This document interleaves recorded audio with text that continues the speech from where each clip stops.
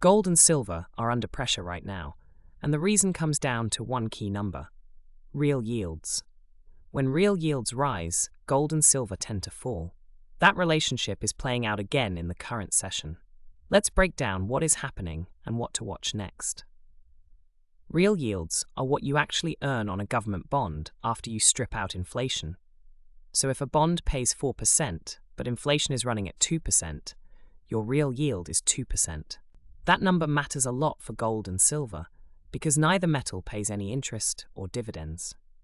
When safe government bonds are paying a solid return in inflation-adjusted terms, investors have less reason to hold metals that offer no income. Money flows toward bonds, and precious metals feel the pressure.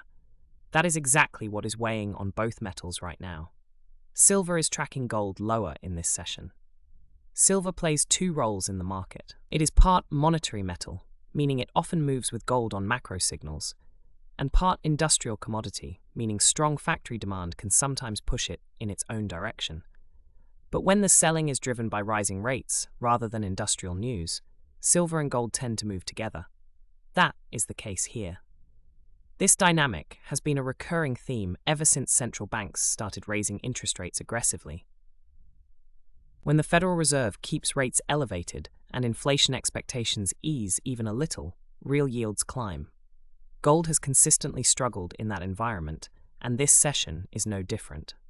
So what should investors be watching? Two things stand out. First, upcoming inflation data.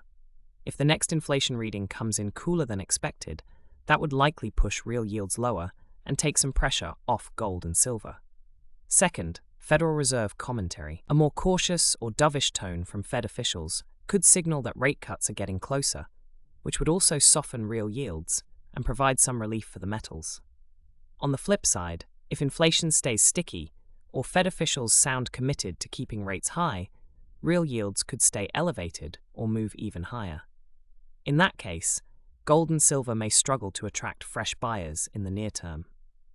The direction of real yields is the single most important variable to watch right now for anyone tracking precious metals momentum. The practical takeaway is simple. Before making any move in gold or silver, check where real yields are heading.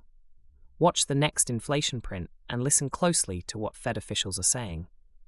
Those two inputs will likely determine whether this slide continues or finds a floor. Bullion Flash is brought to you by Absolute Bullion, a California-based dealer in gold, silver, platinum, and palladium.